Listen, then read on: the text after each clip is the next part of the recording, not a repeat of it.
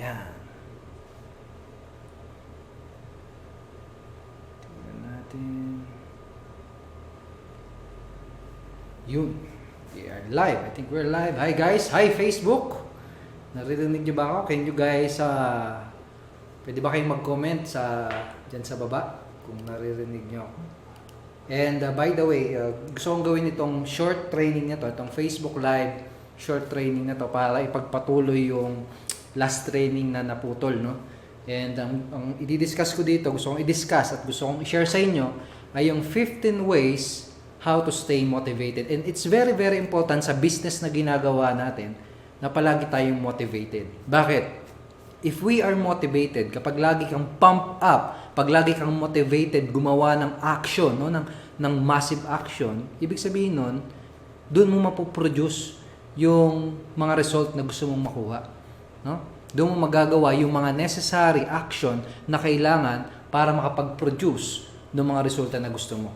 At magagawa mo yun, magagawa mong makapag-take ng additional action, ng massive action kapag lagi kang motivated. Okay? And walang ibang makakamotivate sa atin kundi yung sarili natin. Yeah? Walang ibang makakamotivate. Yes, pwede tayong makinig ng mga audio, pwede ka manood ng mga training na ganito, pero at the end of the day, ikaw at ikaw lang yung tunay na makakapag-motivate sa sarili mo. Kaya ngayon, pag-uusapan natin ay yung 15 ways na pwede mong gawin para lagi kang ma-motivate, para lagi mong ma-motivate yung sarili mo na gumawa ng extra action na magpo-produce ng income, ng resulta na gusto mong makuha. Okay? And alam mo naman natin, na yun, syempre, yung gusto natin pare-parehas, makuha yung mga income goals na gusto nating makuha para ma-experience natin yung reason or yung, for example, yung lifestyle na gusto nating ma-experience kung bakit tayo andito sa ganitong business, no? Ma-provide sa pamilya natin yung mga gusto mo nating i-provide sa kanila. Alright? So, gusto kong batiin yung mga nandito ngayon. Sino bang andyan? Pwede kayo mag-comment sa comment section ito, no? And by the way, kung gusto mo palagi, no? Kung gusto mo na palagi kang mano-notify every time na meron tayong live, Facebook live training na ganito, make sure na i-click mo yung get notifications. Sino na bang andyan? Pwede kayo magpakilala sa chat. Mag-say hi kayo dyan. Hello, hello. Sino bang andyan? Tingnan natin. Ayan. Ayan. Sino na bang andyan? Si Tiger Swal. Hello, Tiger Swal. Si Donner, syempre. Si Diane Jane. Ang linaw daw ng cam, sabi ni Alan. Thank you, Alan. No? Alright, so here we go. Ano yung 15 ways to stay motivated? Ano yung 15 ways to stay motivated? Unang-una, pinaka-importante sa lahat. No? Isa sa mga pinaka-importante pala. Isa sa mga pinaka-importante ay be busy. Gawin mong busy yung sarili mo. Dapat palagi kang may ginagawa. No? Mga activities, hindi basta kahit hindi basta busy-busy lang, no? Kailangan yung ginagawa mo at yung pinagkakabisihan mo ay yung mga activities na bibigay sa iyo ng resulta, mga income-producing activities. Okay? Pagma-market, pag-close ng prospect, paggamit ng mga tools, pag-setup ng website, etc. Basta make yourself busy. Kasi kapag nakatenga ka, kapag wala kang ginagawa, no, doon ka nagkakaroon ng ng analyze mode, no? Doon mo naiisip yung mga negative na bagay, doon ka puro ka na lang analyze, etc. Doon ka demotivate kapag wala kang ginagawa. No, kasi kapag nagte-take ka ng action, pag busy ka, kahit paano, may unting resulta kang makukuha eh. May unti kang result na ma-achieve. Okay? And yung mga small wins na yon, importante yon para maging fuel ng sarili mo para palagi kang motivated. Alright? So, be busy. Ano yung pagkakabisihan mo? Itong gagawin mo para malaman mo kung ano yung pagkakabisihan mo. Number 2. Okay? Sulat nyo guys, by the way, pwede kayong kumuha ng ballpen at papel, no? Write daily goals. Okay? AM and PM. So, paano yan? Write daily goals. I know most of you na andito, na nanonood, most of you dito may mga malalaking goal. It's either to buy your dream house, buy your dream car, or kumita ng 100,000 per month, or kumikitain yung first million nyo. Yun yung mga big goals, no? Pero para ma-achieve yung big goals na yon, yung mga pangarap nyo na yon, no? Kailangan meron kang daily goals na sineset at ginagawa araw-araw para araw-araw din papalapit ka ng papalapit doon sa malaki mong goals. Okay? And yung ganitong activity, yan yung makakatulong sa iyo para lagi kang busy. No, so paano mo gagawin 'yan? Everyday pagkagising mo, no? Magsulat ka kagad ng goals, ng at least 3 to 5 activity na gagawin mo na related sa business mo, ha? Na related sa business mo. Okay, so siguro kahit hindi after pagkagising, no? after mong umihi, after mong jumingil, or after mong mag-pray, no? Kung ano man yung ginagawa mo. No, magsulat ka kagad, pero as soon as possible na pagkagising mo, bago ka kumain, no? Bago ka pumunta sa trabaho, o bago ka mag-check ng email mo, nung gawin mo, magsulat ka muna ng 3 to 5 activities na gagawin mo sa loob ng buong araw. Okay? For example, ako sinusulat ko yung daily activities ko sa cellphone ko. Okay, so ikaw pwedeng notebook or pwedeng cellphone. So kagaya ka ngayong araw na to, ang isa sa mga daily goal na na-achieve ko today ay gawin yung bagong brand new free video training serye na ilalabas namin this month, no, this July. No, so kanina nag-shoot kami dito. Kasama ko dito yung mga tumulong sa akin para mag-video, and natapos namin. Okay, natapos namin siya. Yun ang maganda. Kapag nagse-set ka ng daily goals, no? Nagiging busy ka sa mga activities na makakatulong sa iyo papunta doon sa mga bigger goals mo. So pwedeng pagkagising mo o kaya bago ka matulog. For example, ngayon, gabi, bago ka matulog, pwede mo na ring isulat kung anong gagawin mo kinabukasan. So it's up to you kung saan ka mas komportable. Pagkagising ba, no? Pagkagising after jumingil or bago matulog. Okay? So, number 3. Write a contact list. Okay? Contact. This business, especially sa internet marketing and network marketing, no? Any business na nagre-require mag-build ng malaking organization, this is a people's business. Kailangan mo maunawaan yun. Kailangan mo mag-gets yun, no? And kailangan palagi ka nakikipag-connect. Kailangan palagi ka nag-build ng relationship sa mga ibang tao na tutulong sa'yo para matupad yung pangarap mo. So, dapat araw-araw, maglilista ka ng sino yung mga tao na pwede mong kausapin, kontakin, kamustahin, i-chat, no, i-text, no, na makakatulong sa iyo in your business. Alright? So for example, sa akin today, kinontak ko yung system provider, no, may kinontak din ako isang top earner, etc. Nagbi-build ako ng maraming palaging contacts araw-araw. Naglilista ako ng pangalan ng mga tao na pwede kong kontakin, no, na alam ko na makakatulong din sa akin. Okay, so ikaw, no, sino yung mga tao na yon? Pwedeng tao na magiging mentor mo, tao na nagtuturo sa iyo. Kaya naman, kung for example, may mga prospect ka na hindi pa na-follow up, hindi pa nako-close, no? And kailangan mo silang i-follow up, isama mo yun sa listahan mo.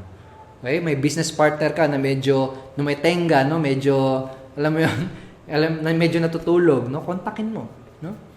Contact list kailangan, no, at least 5. Okay? 5 people na kontakin mo araw-araw.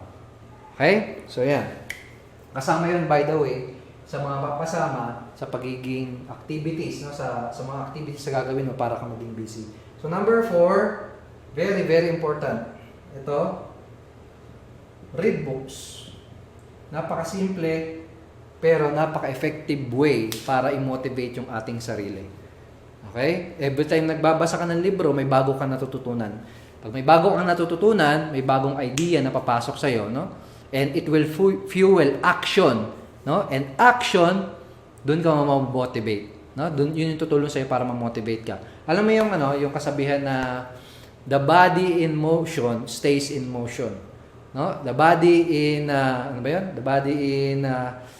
The body that na hindi gumagalaw, no? Hindi talaga gagalaw. So ganun din, kapag ikaw galaw ka ng galaw, action ka ng action, talagang gagalaw at gagalaw din yung business mo. Okay? So yan, read books, napaka-importante araw-araw. Magbasa ka ng books ng ng PDF, o kaya naman makinig ka ng audiobooks, no? Para na-fuel yung utak mo araw-araw. So number 5, ito. Maganda to. Exercise a bit, no? Exercise a little, no? Okay, yung katawan natin, no? Katawan natin, kapag nag-i-exercise tayo tuwing umaga, no? Kapag lagi tayo nag-i-exercise, ginagawa nating active palagi yung katawan natin, it helps na ma-motivate tayo, no? It helps na may kumbaga galaw-galaw din pag may time. Okay, so ako, at least 3 times a week, nagbubuhat ako. Makikita mo dito, may mga, ayan, kita mo, di ba? May gym. May gym din dyan. So, araw-araw, almost, hindi naman araw-araw, at least 3 times a week, no? Nag-exercise ako. It helps to me, no? Natutulungan ako noon para ma-motivate. So, gawin mo din yon. No, kahit simpleng jogging lang, kahit simpleng jumping jack lang, no? Mapa-fuel yung katawan mo, and it will help. Makakatulong yun sa'yo para magkaroon ng motivation. Okay? So, number 6. Be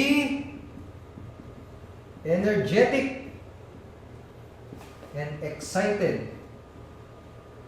Alam mo yun, no? Sa una, kahit hindi mo feel yung pagiging excited, no? Kahit hindi mo masyadong feel yung maging energetic ka pala, kailangan pilitin mo yung sarili mo. No? Kailangan pilitin mo yung sarili mo na maging energetic and excited palagi. Okay? Alam mo yung kasabihan na fake it until you make it. Okay? May katotohanan yun.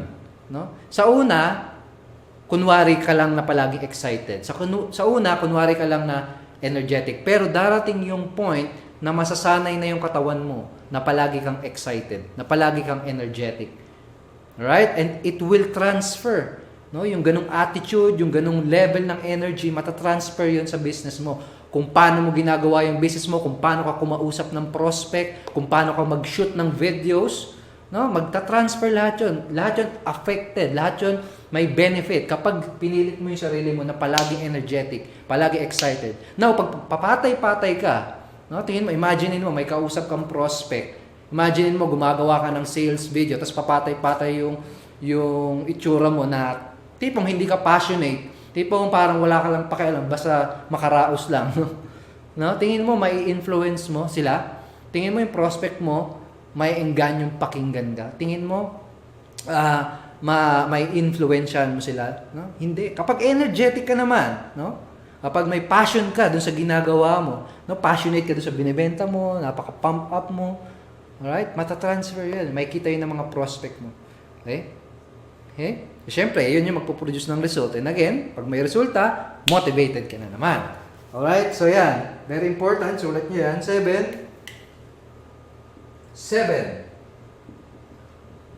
Focus on the, kita ko ba? Mga nasa Facebook. Focus on the future. Mag-focus ka sa future. No? Huwag sa past. Focus on the future, not the past. Anong ibig sabihin yan? Lahat tayo nagkakamali, lahat tayo may mga palpak na nagagawa, no? And ang maganda, past na yon. Pwede mo nang kalimutan yon. Alright? At huwag kang mag-focus doon. Mag-focus ka doon sa mga future na ma-achieve mo. Mag-focus ka doon sa mga dreams and goals mo na gustong makuha. Okay, kasi pag lagi mong, bakit palpak yung business ko dati? Pumalpak ako sa business ko dati. Pag palagi ka nagfo-focus doon ka madedemotivate eh. Okay? Doon ka malulobat, doon ka mawawalan ng gana. Pero pag ikaw, no, pag lagi kang focus, no, yung isipan mo laging nakatuon doon sa mga dream house, doon sa mga dream income, no, doon sa lifestyle na gusto mong makuha, ang mangyayari palagi kang motivated. Actually, ang gawin mo, isurround mo yung sarili mo ng mga picture, ng mga videos, ng mga reminder, no, na magpapaalala sa iyo kung ano yung future na paparating para sa iyo. Ngayon ang gawin mo, focus on the future. Lahat ng mga palpak, wala na yun, kalimutan mo na yun. Okay, wala ka nang magagawa doon eh. Ang magagawa mo na lang, i-improve yung sarili mo para makuha mo yung desired na result na gusto mong makuha. Okay? So, number 8. So, mag-focus sa future. Huwag sa past. Yung mga ex mo, kalimutan mo na. Okay? 8. Ito, napaka-powerful nito. So, I hope nakikita pa. Make people know you. Yan ha. Baba natin konti. Make people know you. Ano ibig sabihin yan? No? Make people know you. Ano ibig sabihin yan? Ibig sabihin yan, try to get attention, no? Try to get exposure. No? Kailangan mo yan. As a marketer, as a business owner, kailangan makilala ng mga tao yung ikaw. Makilala ng mga tao, maging aware sila about sa business mo, about sa product mo. The reason kung bakit wala ka napapasali, ang reason kung bakit wala ka napapa-join, wala ka nabibentahan, because most likely wala nakakaalam. No, wala nakakaalam ng ginagawa mong business. Wala nakakaalam na may product kang binibenta. Alright? So, anong gagawin mo? Get people know you. Get people know about your business. Get people know about your products.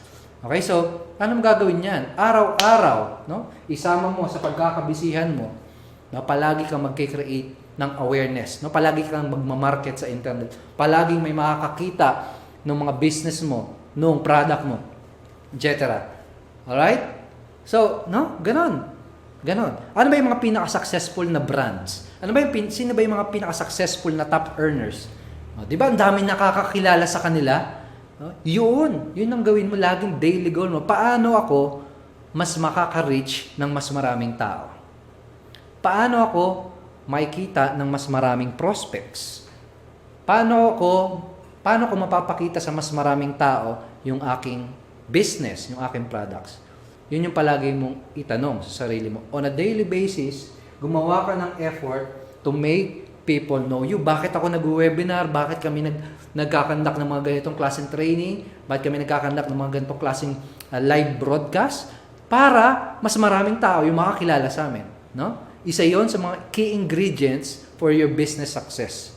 Okay, make people know you or your business. So, number 8 na yan. So, buburahin na natin. I hope na take down notes niya, no? So, meron na lang 7. Nasa kalahati na tayo. Buburahin ko na, ha? So, number 9. We are at number 9. So, may natututunan ba? Sige na, mag-comment kayo dyan, mag-like kayo dyan. Sabihin nyo kung may natututunan kayo. Kung nagkakaroon kayo ng idea kung paano kayo mamomotivate. And by the way, pwede nyo i-share. No, pwede nyo i-share itong training na to doon sa mga tao na sa tingin nyo magbe-benefit. Okay? So, number 9. Ito. Malapit to. Do what, and pasensya na, medyo pangit yung sulat ko no? Do what you fear. No, gawin mo kung ano yung bagay na kinakatakutan mong gawin. Takot ka kumausap ng prospect, pero alam mo na importante yun sa business mo, do it. Takot ka mag-video, pero kailangan yon para maka-reach ng mas maraming tao, para makapag-influence ng mas maraming tao, gawin mo yun. Do what you fear. Okay? And alam niyo yun, may kasabihan, di ba, na yung mga bagay na gusto natin, nasa labas lang yan ng ating comfort zone. Everything you want in life is just outside of your comfort zone. So, lumabas ka sa comfort zone mo. Gawin mo yung mga bagay na kinakatakutan mo. Lalo na yung mga bagay na makakatulong sa'yo, no? Para maging successful. Ano bang mangyayari sa'yo pag may kinausap kang prospect? No? Sasabog ba yung bahay nyo? Hindi naman, di ba? Ano bang mangyayari kung magbe-video ka? Mapuputol ba yung daliri mo? Hindi naman, di ba? Ano yung worst na pwedeng mangyari? Ang worst na pwedeng mangyari, may matatawa sa'yo. No? O kaya may negative na magko-comment. Yun lang. Wala namang masamang mangyayari, no? Pero gawin mo kung ano yung kinakatakutan mo. And ito importante to. Natatakot lang tayo minsan gawin yung mga bagay na yun kasi sometimes hindi pa tayo sanay gawin. No? For example, yung pakikipag-usap sa prospect. Dati takot ako makipag-usap sa prospect. No? Tipong nag-i-stutter talaga ako, hindi ko alam yung sasabihin ko, pinagpapawisan ako ng malamig. No? Pero nung ginawa ko siya ng paulit-ulit, naging madali na lang. Okay, kaya ka natatakot gawin yung mga bagay na kinakatakutan mo kasi hindi ka pa sanay. Ang gawin mo, sanayin mo yung sarili mo. No, sanayin mo yung sarili mo. Yung pagbi-video, yung ganitong live training. Dati, takot na takot din akong gumawa ng ganitong video. No, baka nangangatog yung daliri ko, no? Ay, yung tuhod ko. Tuwing nagbi-video, tuwing nagaganito. Okay, pero dahil nasanay na, no, araw-araw, no? Almost everyday, nag-webinar, nag-live training, nawala na, no? Naging simple na lang, naging normal na lang. Okay, so ganun din, gawin mo, practicein mo yung mga bagay na kinakatakutan mo. And magugulat ka, normal na lang siya sa'yo. Okay? So 9, 10. Ay, napaka-powerful nito. Take everything you do. No? Take everything you do to the next level. Next level. Ano yung current na mga activities na ginagawa mo sa iyong business ngayon? Tanungin mo yung sarili mo, how can you take it to the next level? Kung ngayon, 5 prospect ang kino-close mo everyday, paano mo magdodoble yun? Paano mo siya madadala sa next level? Kailangan mo bang doblehin? No, kung ngayon kumikita ka ng 15,000 pesos income sa business mo, paano mo siya madodoble? Kailangan mo mag-generate ng doubling leads? Kailangan mo bang mag-close ng prospect ng mas maraming prospect? No? Kailangan mo mas dagdagan yung advertising budget na sineset mo? Take everything what you do to the next level. Okay? Paano mo gagawin yan? Isipin mo, ano yung current na ginagawa mo ngayon? Ano yung mga current na ginagawa mo ngayon? Dalhin mo yun sa next level. Okay? So, sige nga, mag-comment kayo dyan. Ano yung pwede nyong magawa at maidala sa next level? Alright, so dati, for example, mostly ng mga videos ko, mga screen capture, no? Tawag doon, screen share, mga PowerPoint presentation. Dati, puros ganon, karamihan ng mga videos ko, puros ganon. Kasi mas madali eh. Di ba? Mas madali. So ngayon, mas madami na yung mga videos ko na ganito, na face to cam, no? Kasi next level na. Okay, so ikaw, how can you take everything you do to the next level? Okay, so 11. Ito, grabe. Ito, matatandaan mo to. Matatandaan mo to, promise. Yan. Basa ba? Basa ba? Basa ba? Be a maniac. Huh? Maging manyak ka.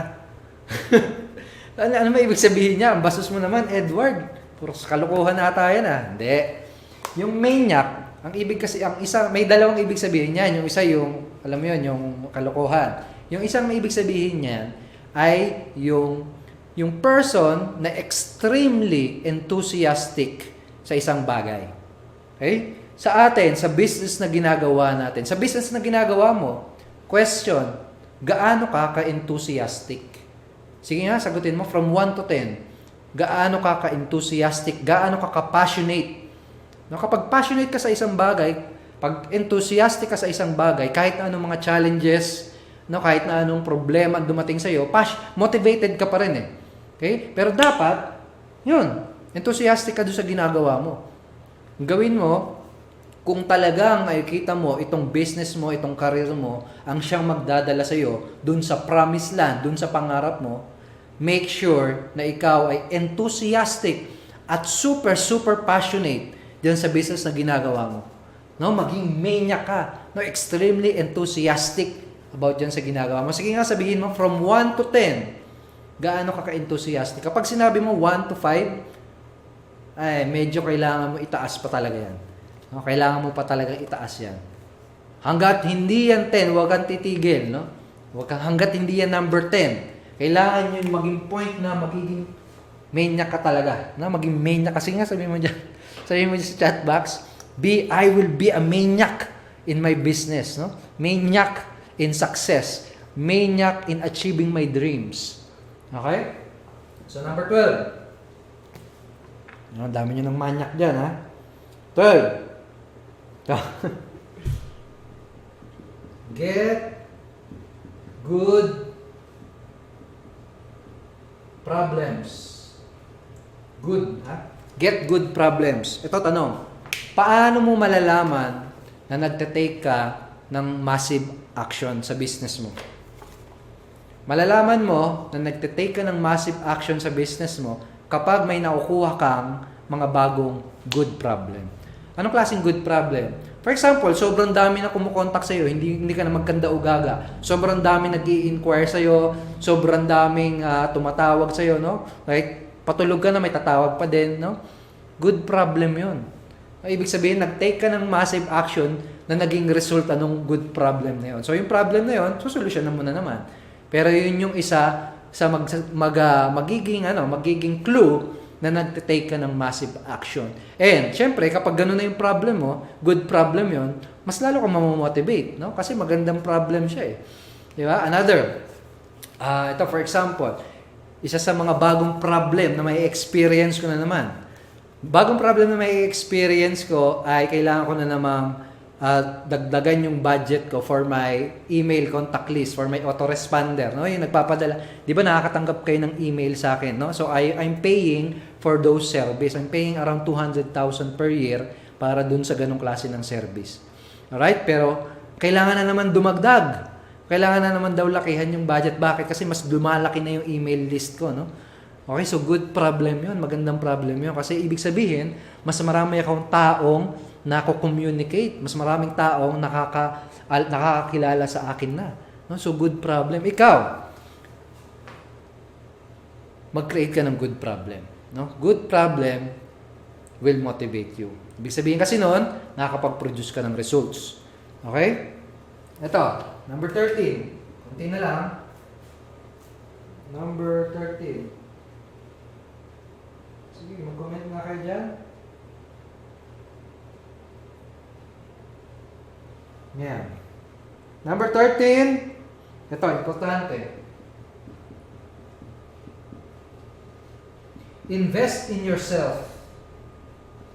Invest in yourself. Ano ibig sabihin yan?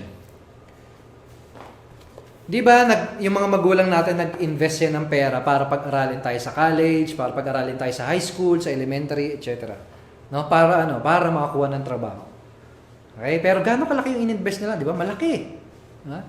So ngayon, yung career mo na to na ginagawa, itong career mo na to, ito yung magdadala sa'yo sa pangarap mo eh.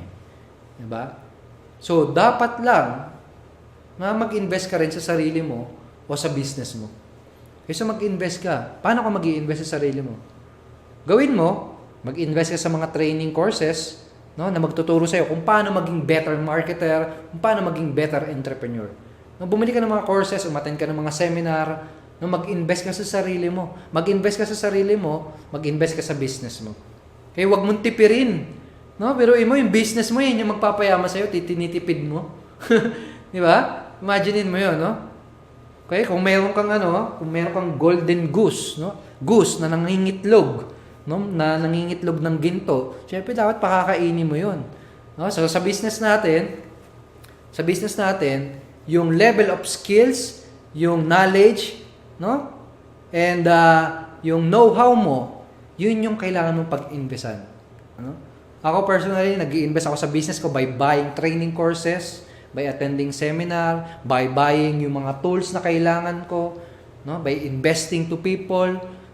Alright? So mag-invest ka sa business mo. Okay, mag-invest ka. Okay, kapag nag-i-invest ka, you will also feel good. Feel good. No? May feel good factor dyan. Mararamdaman mo, yes, I'm investing. And pag feel good ka, when you feel good, something good happens to you as well. No? Pag something good, may nangyaring something good sa sarili mo, ma-motivate ka na naman. Okay? Number 14. Number 14, ito, napaka-importante. Surround yourself with positive people. Positive or like-minded people. Yan. Very important yan, no? Very important. I mean, sobrang importante talaga. Napaka-importante kung ano yung surroundings, no? Yung atmosphere, yung environment natin. Okay? Napaka-importante niyan na dapat yung mga taong lagi mong kinakausap, lagi mo nakakahalubilo, no, ay yung mga positive mag-isip, no? Yung may mga malalaki ding pangarap katulad mo. No? So kapag meron ka wag mong isusurround yung sarili mo ng mga taong mga negative. 'Di ba? Napapansin mo, nakakahawa kasi 'yun eh. No, yung attitude, yung energy level ng mga tao, nakakahawa 'yan. Di ba, pag sumama ka sa mga taong negative, ano maiisip mo? Puro negative na bagay. No, pag sumama ka sa mga taong puro pinag-uusapan ay puros problema, ano mangyayari? No, puros problema na rin yung tatakbo sa isip mo. Nakakahawa. Okay? So ano mangyayari kapag nakipaghalubilo ka sa mga taong positibo mag-isip, sa mga dreamers, no, sa mga achievers, ano mangyayari? Mahahawa ka din. No, doon ka ma-motivate, doon ka mai-inspire. So make sure na isurround mo yung sarili mo sa mga ganong klase ng tao. Humanap ka ng mga group page na gano'n, or makipag-meet ka sa team mo, makipag-meet ka sa mga sponsor, uplines mo, etc. No? So for example, sa atin, sa team natin, no, sa Ignition Marketing, meron tayong group page. No, lagi kang tumambay doon. Lagi kang tumambay doon dahil doon nagpupunta, doon tumatambay yung mga positive and like-minded people. Mga taong may mga matataas na pangarap, mga taong dreamers, mga taong action takers. No? So yun yung samahan mo. No, makipag-chat ka palagi sa mga taong positive-minded. Okay? At magpahawa ka. Yun ang ang i-observe mo sa buhay mo. Right? Makakatulong yun para ma-motivate ka. Okay? Last but not least, okay? Hindi mo lang isusurround yung sarili mo ng mga positive and like-minded people. Pinaka-importante sa lahat ay ito. Stay around. Hopefully, kita pa rin. Okay, bababa na lang natin.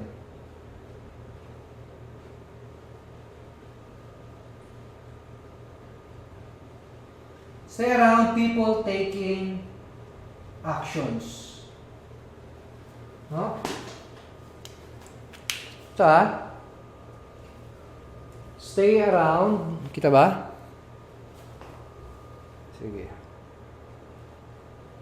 Ayan. Stay around people who are taking action. No, hindi sapat na makisama ka lang sa mga positive-minded. No? Hindi sapat yun. Kailangan mas sinasamahan mo lagi ay yung mga tao na nagtatake ng massive action. Okay? Hindi lang yung, power, congrats ha. Nagpo-post ka na sa business mo ha. Parang ganun lang, poweran lang. Huwag ganun. No? Huwag kang makontento doon. No? Kailangan, isurround mo lalo at makipag-build ka ng connection, makihalubilo ka sa mga taong action takers. No? Yun yung masarap talagang i-absorb. No? And maganda rin yun, dahil maobserbahan mo kung ano yung ginagawa nila sa business nila. Maobserbahan mo kung paano sila nagkakaroon ng resulta. Okay? So, ang mangyayari, ma-adapt mo yun. Makapag-produce ka rin ng resulta. Ano mangyayari kapag nagkaroon ka ng resulta? You will become motivated. No? Ang pinaka mag-i-inspire sa'yo ay yung mga resulta na nakukuha mo. Kahit maliliit lang yan. Okay? So, stay with people who are taking massive action or taking action. Gayahin mo yun. Okay? So yan yung total 15. Yan yung total 15 na pwede mong gawin ngayon, even starting today, para lagi kang motivated. Pag lagi kang motivated, lagi kang makakagawa ng mga necessary additional action na kinakailangan mo para ma-produce yung resulta na gusto mo, para makuha yung lifestyle na gusto mo, para makuha mo yung mga pangarap mo. Okay, so gawin mo yan. Gawin mo lahat yan. I hope nagsulat ka. I hope nag-take notes ka. And yan yung gawin mo. So ngayon, sinabi ko kanina, last 3, invest in yourself, surround yourself with positive people, and surround yourself with people taking massive action. This August 27, no? Sa August 27, may gagawin kaming live event seminar na gaganapin sa Manila Pavilion, sa UN Avenue sa Manila. Okay? So kung gusto mong gawin ito, mag-invest sa sarili mo at isurround yung sarili mo with like-minded and people taking massive action, I want to invite you, gusto kitang imbitahan na dumalo ka dun sa live event seminar na yun. Okay, so mamaya, ipopost ko yung link kung saan ka makakapag-register para dun sa live event na yun. So siguro dito sa description, ipopost ko. And puntahan mo yung link na yun, tapos umattend ka. Okay, so ngayon, Gusto kong mag-comment ka. Kung may natutunan ka ba? May natutunan ka ba na makakatulong sa iyo para ma-motivate ka sa business mo? Sige nga, sabihin mo diyan sa comment box. Mag-comment ka diyan, no? Mag-comment ka, sabihin mo kung may natutunan ka. Okay? And ngayon, kung meron kayong question, kung meron kayong any types of question, no? Pwede kayong mag-post diyan sa comment. And I will give you siguro mga 2 to 3 minutes para sagutin yung mga questions nyo. So, sige nga. Ayan, si Migs. Si Migs, good evening. Migs, no? Si Madeline, good evening. Andito na rin pala. Si Ria, hi, hello. Hello sa inyong lahat. So, sige, kung may question kayo, pwede kayong mag-post dyan. Post lang. Si may replay daw ba? Yes, may replay to. Puntahan mo lang yung yung fan page ko, and make sure na i-click mo yung get notification. Okay? Sige, kung may question kayo, post nyo lang dyan.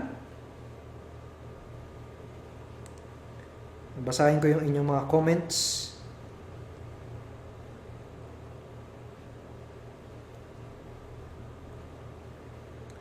Meron bang question? Meron tayong 377 unique viewers. Ayos, madami-dami. By the way, mamaya meron tayong webinar din, ha?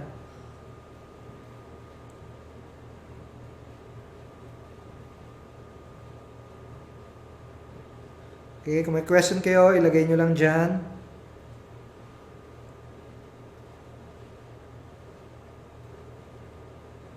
Meron ba?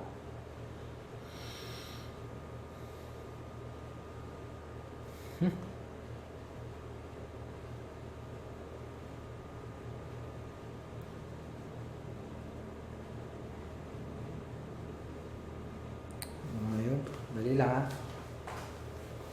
Breakthrough event.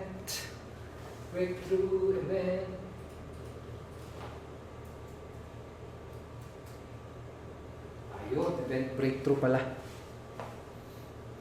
Okay, sige, kung may question.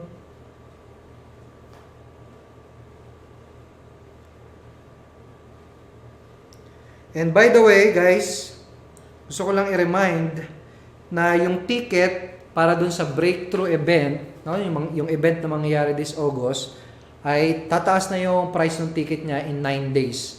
No? So kung talagang kung talagang committed ka sa success mo, at kung ready ka na mag-invest sa sarili mo at i-surround yung sarili mo with like-minded and people who are taking action, make sure na bumili ka kagad ng ticket. Okay? Kasi in 9 days, actually 8 days na lang pala. In 8 days, tataas na yung price ng ticket. Okay? So ito, ipe-paste ko yung link dito sa comment. Check out nyo yan, ha? Yan. Okay, sino lang andyan? Sino may question? Question, sige.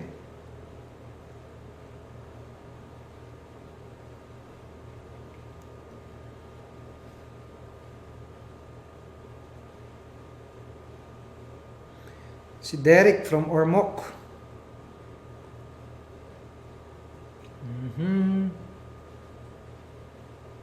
Okay, so siguro kung walang question, siguro hindi ko mabasa yung question nyo. Anyway. Ayun. Anyway, thank you so much, no? Thank you so much sa pag-stop by at sa panonood nitong live Facebook training natin. Make sure na kung gusto mong ma-notify every time na may Facebook live training tayo, click mo yung get notification or subscribe button na makikita mo somewhere dito. And kung ready ka na rin mag-invest sa sarili mo, gusto mo makita yung mga people who are taking massive action in internet marketing industry dito sa Pilipinas, I'm inviting you na umattend dun sa breakthrough event. No? So yung link, makikita mo yan sa comment box. Puntahan mo lang para malaman mo kung ano yung mga details, para malaman mo kung sino yung mga speakers, para malaman mo kung saan yung venue, at para malaman mo kung magkano yung ticket price. And again, 8 days na lang, tataas na yung ticket price. So I really hope na makita kita doon. No, I really hope na makita kita doon, and I hope na gawin mong itong taon na to, itong 2016 is going to be the year kung saan makukuha mo yung mga massive breakthrough at yung breakthrough success na gusto mong makuha sa business mo. So thank you so much for watching, and I wish you more success. I wish you more results to come, and God bless. No, God bless. Thank you so much. Bye-bye.